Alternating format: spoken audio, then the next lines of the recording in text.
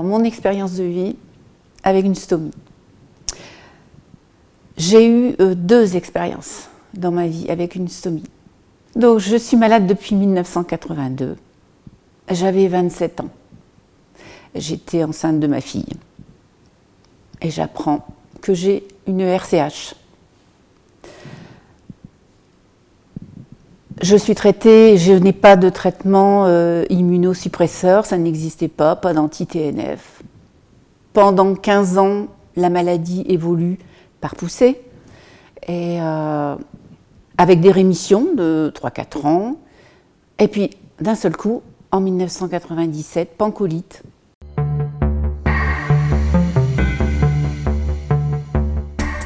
Donc, opération en urgence absolue. Et on m'a tout enlevé, rectum, côlon, et on a dû me mettre une poche. Ça a été terrible. Je ne savais pas ce qui m'arrivait, je ne savais pas ce que c'était, cette maladie. Et je n'ai pas été préparée du tout. Le chirurgien m'a dit, on vous opère, on vous enlève tout ça, et voilà. On m'avait rétabli la continuité 5 mois après, donc janvier 98, on m'a rétabli la continuité. Pendant 20 ans après, j'ai eu plein de soucis. En fait, je continuais d'avoir des ulcérations sur le réservoir et sur l'iléon. Conclusion, j'avais encore tous les symptômes de la RCH. Les fausses envies, les urgences aux toilettes, les douleurs, les incontinences surtout. Ça, c'était terrible, les incontinences. Pas savoir se maîtriser. Alors, au bout de 20 ans, je me suis dit, bon, j'ai 61 ans. Je devais me faire opérer aussi au niveau pour un kyste sur les ovaires. On devait m'ouvrir le ventre. Donc je me suis dit, bon, j'y vais, je me remets à la poche.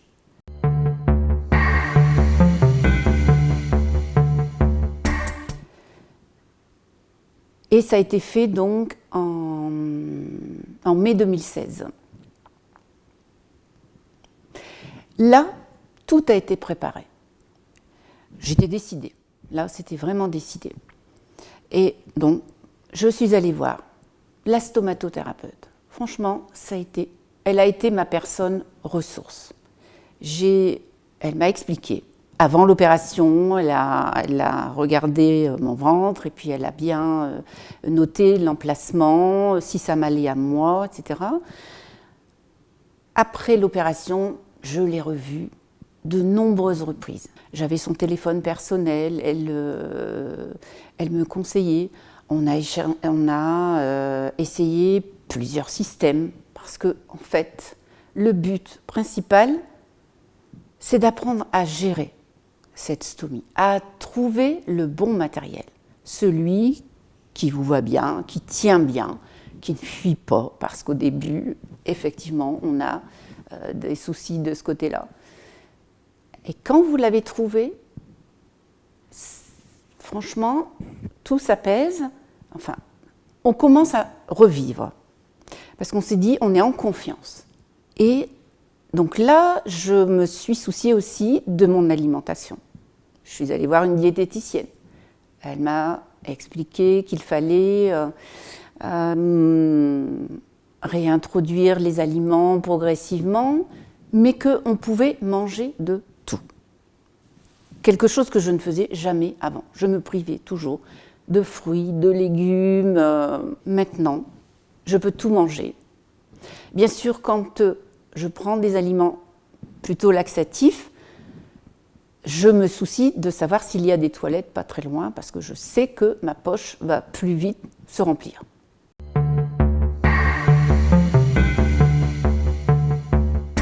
J'ai une vie normale.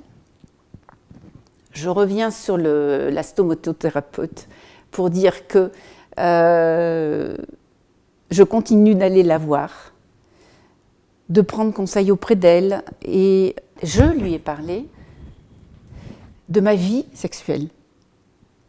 Parce que je suis seule et j'ai toujours envie de ressentir quelque chose pour quelqu'un, envie de partager avec quelqu'un. Ma stomatothérapeute m'a aussi conseillé dans ce domaine-là. Elle m'a montré des protections à mettre au-dessus de la stomie, en dentelle, tout pour se sentir bien et envisager cette relation avec quelqu'un d'autre. Être en confiance, moi, et le mettre en confiance, lui. Elle a été tout ça pour moi. Franchement, je trouve qu'elle devrait être...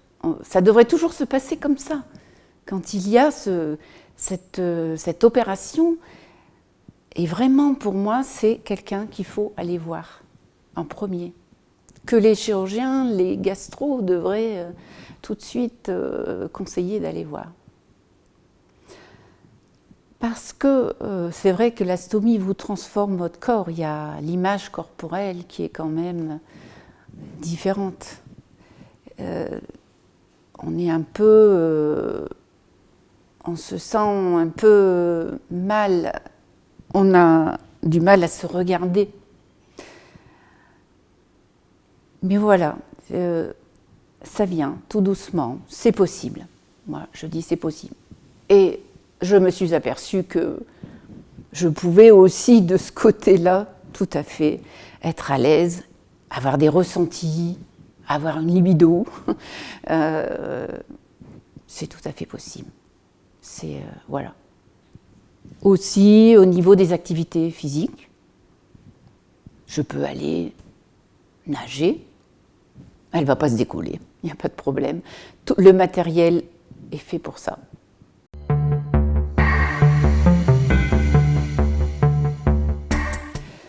Après, je me suis fait aider aussi par une psychologue, parce que j'étais seule et un peu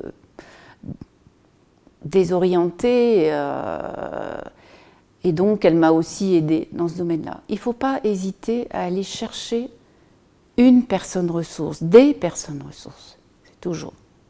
Donc ça a été la stomatothérapeute, la diététicienne un peu, j'ai été vite rassurée, la psychologue, mais ça peut être aussi des thérapies complémentaires, comme l'hypnose, comme le yoga, enfin tout ce qui est à notre portée actuellement.